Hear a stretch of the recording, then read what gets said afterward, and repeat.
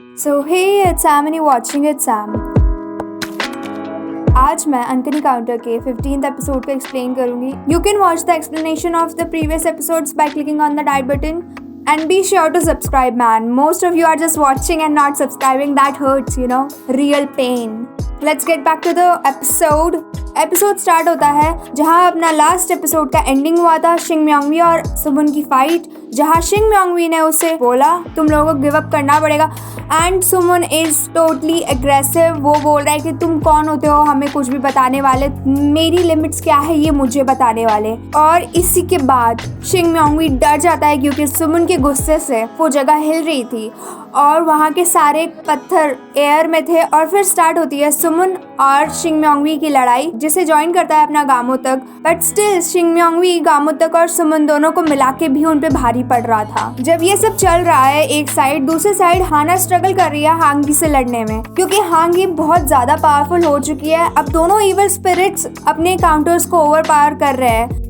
इसी के बीच में अपनी मिस चू पहुंचती है दोनों काउंटर्स के पास और मिस चू पे वो इविल स्पिरिट हमला करती है और उन्हें बचाने के लिए अपना सुमन उनके आगे आ जाता है. बट स्टिल मिस चू को लगी है. मिस चू पे हमला करके वहाँ से अपना शिंग म्योंगवी निकल जाता है. वहाँ पे जंगमूल पहुंच जाता है और जंगमूल बोलता है कि हाना को तुम्हारी जरूरत है और वो दोनों निकल जाते हैं हाना के पास. हाना हांगी से लड़ी रही है. स्टिल हांगी उसे ओवर पावर कर लेती है. हांगी उसे चोक कर देती है, उसका गला दबोच देती है. बट स्टिल हाना मैनेज कर लेती है उसकी ग्रिप से वो बाहर निकल जाए एंड उसी समय हाना उसे समन करती है.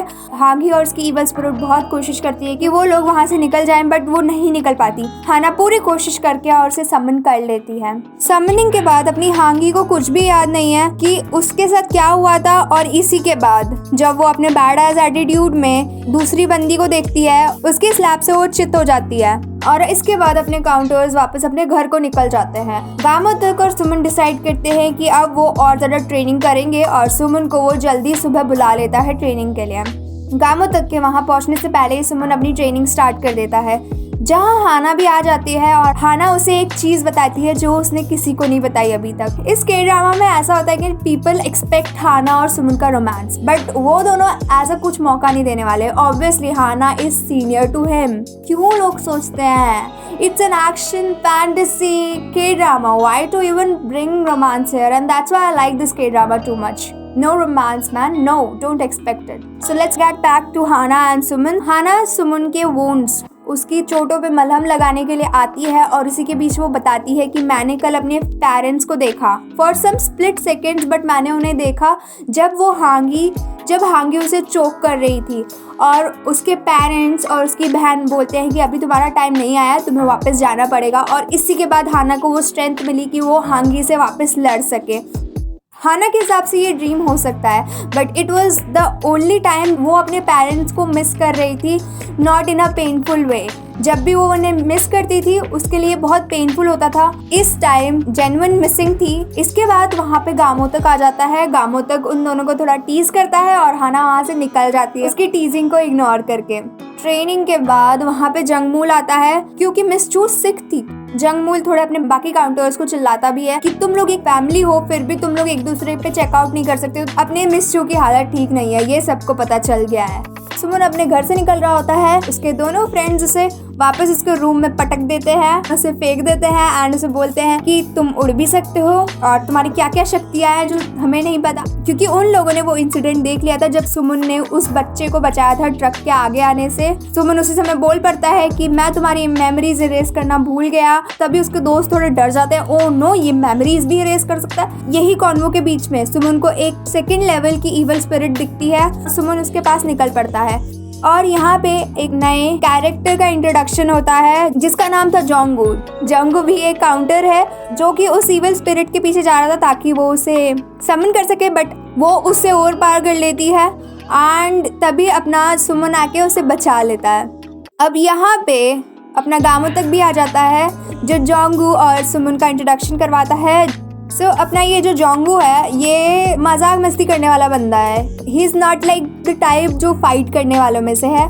ये भी एक हीलर है मिस चू की जैसे, और ये सिंगापुर से आया है। जंगमूल की जगह रिक्रूट हुआ था एज अ काउंटर। जंगमूल को हमेशा लगता था कि वो बहुत रूड है एक काउंटर बनने के लिए। जो उसका यंग पार्टनर था वो बोलता है कि आजकल बहुत कम काउंटर्स बनने के लिए लोग रह गए हैं, तो हमें इसी से काम चलाना पड़ेगा।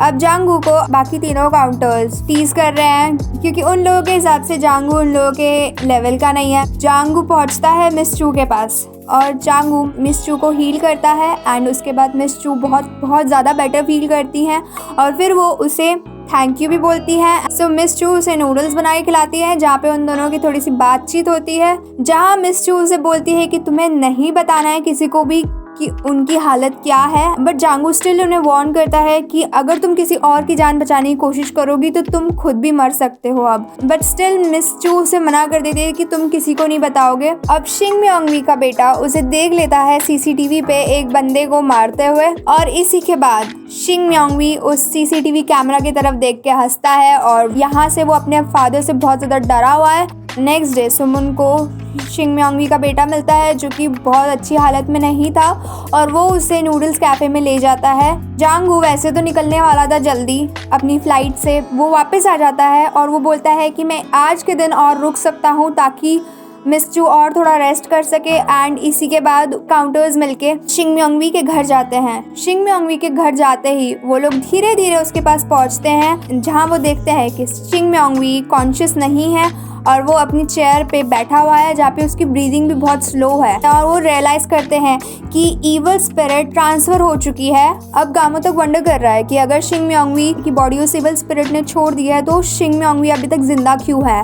और तभी उन लोगों के दिमाग में आता है कि अगर शिंग म्योंगवी जिंदा है इसका मतलब है ईवल स्पिरिट यहाँ पे वापस कभी भी किसी समय भी आ सकती है। वो अपनी बॉडी ट्रांसफर कर रही है ताकि वो उसे समन ना कर पाए। और काउंटर्स इस चिंता में भी है कि मिस चू अकेले है उस मेयर के बेटे के साथ जिसमें अभी वो ईवल स्पिरिट है, और वो ईवल स्पिरिट अपनी मिस चू को कुछ भी हार्म कर सकती है। अब मिस चू अपनी जनरॉसिटी में उस बंदे को मेयर के बेटे के लिए नूडल्स बना के लाई है, बट उसे थोड़ा अजीब लगता है जब वो अपना ईयरबड नहीं फाइंड कर पाती, और तभी वो मेयर का बेटा दिखाता है कि उसने अपने हाथ में उसे तोड़ दिया है। अब मिस चू समझ चुकी है कि ये नया ईवल स्पिरिट होस्ट है और वो उससे लड़ने की कोशिश करती है, बट उससे नहीं लड़ पा रही थी। एंड उसी समय सुमन वहाँ पे आ जाता है एंड वो उस पे वेट्स फेंक देता है। इसी के बाद इन दोनों में थोड़ा बहुत लड़ाई होता है, जहाँ पे सुमन उसे समन करने की कोशिश कर ही रहा था कि ये ईवल स्पिरिट अपनी बॉडी चेंज कर दी है और शिंग म्योंगवी में पहुंच जाती है। अब जांगू और गामो तक वहीं पे रेडी बैठे थे कि जैसे ही वो ईवल स्पिरिट इसमें एंटर करे और वो लोग उससे समन कर ले, बट वो उसमें फेल हो जाते हैं एंड उन्हें उससे लड़ना पड़ता है। उनकी टेरिटरी अब गायब होती जा रही थी। जांगू उसे बोलता है कि हमारा निकलना यहाँ से सबसे बेस्ट ऑप्शन रहेगा, बट स्टिल शिंग म्योंगवी मैनेज कर लेता है एक नाइफ को अपनी पावर्स से गामो तक की तरफ फेंकना। गामो तक को बचाने के लिए जांगू वो नाइफ अपने ऊपर ले लेता है। एंड अब ये थोड़ा इमोशनल सीन आता है जहाँ पे गामो तक उससे बैक कर रहा है कि प्लीज तुम थोड़ी देर रुक जाओ, बट स्टिल जांगू मर जाता है। सुमन और हाना के वहाँ पे पहुँचते ही गामो तक उसे बोलता है कि प्लीज तुम अपनी टेरिटरीज ट्राई करो बनाने की ताकि हम बचा सके जांगू को, बट हाना और सुमन दोनों को पता है कि जांगू मर चुका। जांगू की यंग स्पिरिट थी वो सुमन में चली जाती है एंड तब मिस चू को रियलाइज होता है कि सुमन डोर है सारी स्पिरिट्स का युग तक। अब सुमन और ज्यादा स्ट्रांग हो चुका है पहले से भी, और वो प्रॉमिस करता है कि अब मैं किसी को भी मरने नहीं दूंगा, और उसकी आईज ब्लू हो चुकी है।